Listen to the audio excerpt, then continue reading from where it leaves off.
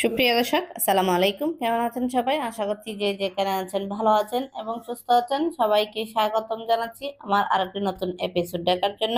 আমি আজকে আপনাদের সাথে শেয়ার করছি খুবই মজাদার এবং খুবই টেস্টি ডিম পিঠার রেসিপি। এই ডিম পিঠাটা তৈরি করা কিন্তু একদমই সহজ, খেতে কিন্তু অনেক টেস্টি। তাহলে চলুন আর কথা না বাড়িয়ে মূল রেসিপিতে যাওয়া যাক। প্রথমে আমি এখানে ডিম নিয়ে নিয়েছি দুইটা। রুম টেম্পারেচারের ডিমগুলো হতে হবে। আমি এখানে 2 টেবিল চামচের মতো চিনি দিয়ে দিয়েছি, স্বাদ অনুযায়ী লবণ দিয়ে দিচ্ছি। এখন ডিমটা আমি ভালো করে একটু ফেটিয়ে নিচ্ছি।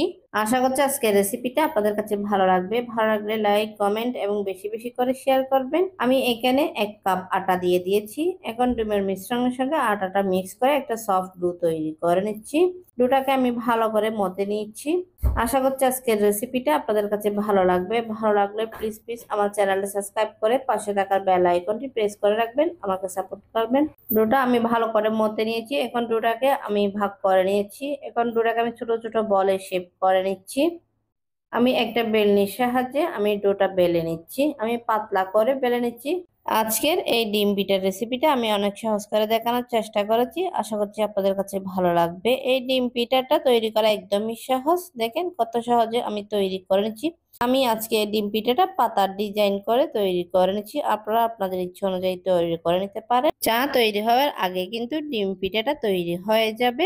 সবগুলো পিঠা তৈরি করে নিয়েছি। এখন কিন্তু ভাজার পালা। ভাজার জন্য আমি আগে থেকে অয়েলটা ভালো করে গরম করে নিয়েছি। এখন একটা একটা করে পিঠা দিয়ে দিচ্ছি। তারপরে আমি সবগুলো ভেজে নিচ্ছি। আপনারা চাইলে কিন্তু বিকালে চা রেডি হওয়ার আগে কিন্তু এই পিঠাটা তৈরি করে নিতে পারেন। এই পিঠাটা খেতে কিন্তু অনেক টেস্টি। তৈরি করা কিন্তু একদমই সহজ।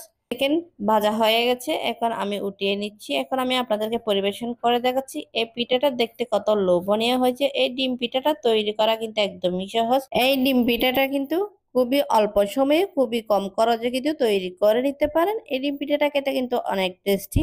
এই ডিম পিঠাটা ক্রিপসি হয়ে থাকে, এটা খেতে কিন্তু অনেক টেস্টি। আশা করছি আজকের এই ডিম পিঠার রেসিপিটা আপনাদের কাছে ভালো লেগেছে। ভালো লেগে থাকলে প্লিজ প্লিজ আমার চ্যানেলটা সাবস্ক্রাইব করে পাশে থাকার বেল আইকনটি প্রেস করে রাখবেন, আমাকে সাপোর্ট করবেন। আর যারা ফেসবুক থেকে আমার এই ডিম পিঠার রেসিপিটা দেখছেন, প্লিজ তারা ফেসবুক পেজটা ফলো এবং লাইক করে দিবেন। আজকের এই ডিম পিঠার রেসিপিটা আপনাদের কাছে কেমন লেগেছে অবশ্যই কমেন্ট করে জানাবেন।